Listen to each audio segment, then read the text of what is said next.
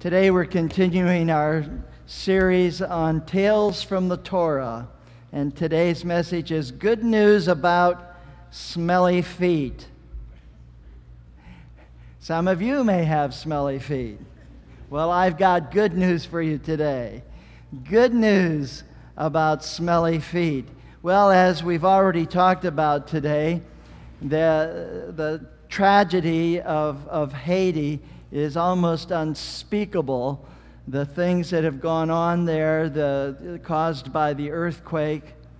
And of course, there's a smell there. There's an aroma there that is almost deadly. But I have, amongst all that bad news, I have some good news.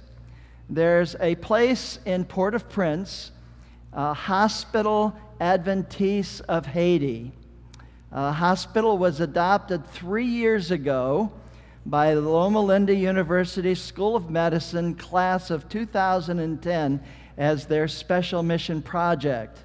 And as many of you know, my daughter happens to be in that class, my daughter Karen. And some of her classmates have gone to Haiti.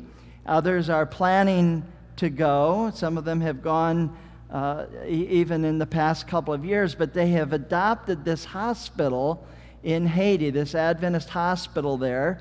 And the good news about that hospital is that it was largely unaffected by the earthquake. Now, you haven't heard this on CNN, but there's a 70-bed Adventist hospital in Port-au-Prince. It has 100 employees, and it's up and running, and it is still functioning. Now, there is a surgeon, an orthopedic surgeon, who has a practice in the Dominican Republic, and he is a graduate of Loma Linda, and he has gone over to this hospital, and he's donating his time. And of course, orthopedic surgeons are quite necessary in this type of a disaster. And so he is doing, it's Dr. Scott Nelson, he's doing everything he can to help with the tragedy there. And I'm just so proud to be part of the Adventist family where we can kind of lift up our heads and say, well, we're doing what we can. Isn't that good news? Many, many people, of course, have died in this tragedy. Amongst the good news, there is some bad news. 80% of Haitians are Roman Catholics.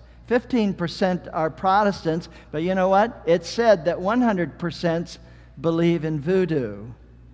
So they come from a very superstitious background, even the Christians in Haiti.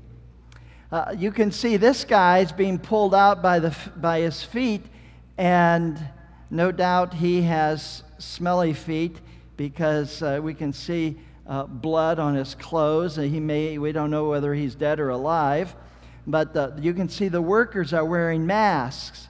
Now that's partially because of disease, but it's also partly because of the odor, the smelly feet.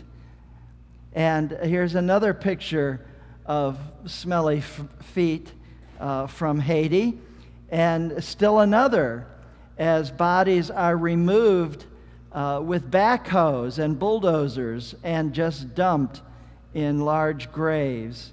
And here's a lady, again, notice she's wearing a mask, and she is identifying someone by the foot tag. And another foot tag on this individual, and notice that it has been placed on the big toe. So there's lots of smelly feet in Haiti. And I didn't realize when last year I was preparing this sermon series that, of course, this earthquake would happen and there'd be so many smelly feet and smelly bodies in Haiti. What I had in mind, actually, was this. You can see on the screen the sanctuary in the wilderness. The sanctuary with Moses This comes out of the book of Leviticus. And this is, of course, an artist's rendering of the sanctuary. And you can see just outside of the tent, you can see the altar of burnt offerings. And notice there's also a laver. So our message today is about smelly feet. And they had smelly feet even way back then. Notice, here's again an artist rendering of the high priest. And of course, there were many priests, but just one high priest who served in the sanctuary with bare feet. Now, the Bible goes into great detail about the headdress. The Bible goes into great detail about the robe, the breastplate, something called the ephod, the Urim and the Thummim. Lots of detail about what the priest wears. But you know what's strangely absent? There's not a word said about shoes or sandals. And it's Jewish tradition that the priest served barefooted. The Bible tells us in Leviticus 8 and verse 6, "Then Moses had Aaron and his sons come near and washed them with water." So what was happening is that Moses had gone up to Mount Sinai. He had received the Ten Commandments. We talked last week about how he had this special glow on his face. And he received instructions about how to make this temporary temple called the sanctuary in the wilderness, which was like a portable church. And so Moses had the instructions, and he was going to build it. And of course, they needed priests to serve in this portable church. And so Moses took his brother, Aaron, and God had instructed him to ordain Aaron to something new. It was called a priesthood. And as Moses was about to do that and lay hands on him, the Bible tells us that he washed them.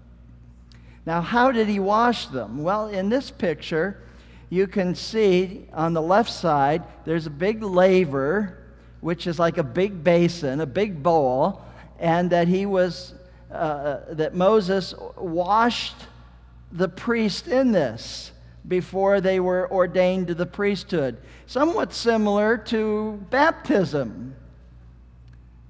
A person is washed when they become a believer. Now, that's one artist's conception on how they were washed. There may have been another way that they were washed. Notice on the left, there's something called a mikveh in this picture. And the mikveh pictured here is actually uncovered by the archaeologists around Jerusalem.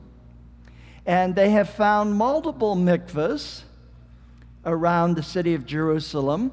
And they are like baptistries because they baptized by immersion.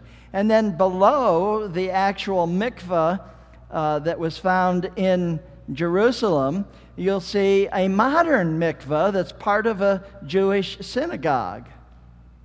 And of course, it's very nice and it's very fancy. It's like a huge hot tub, or it's like a baptistry. And what we know is that when a Gentile wanted to join the Jewish faith, they were ceremonially or ritually washed. And they were washed, no doubt, in one of these mikvahs. They were baptized by immersion. And so you have, in the New Testament, you have a guy by the name of John the Baptist who was related by blood to Jesus Christ. Well, John the Baptist was baptizing, and he was Jewish.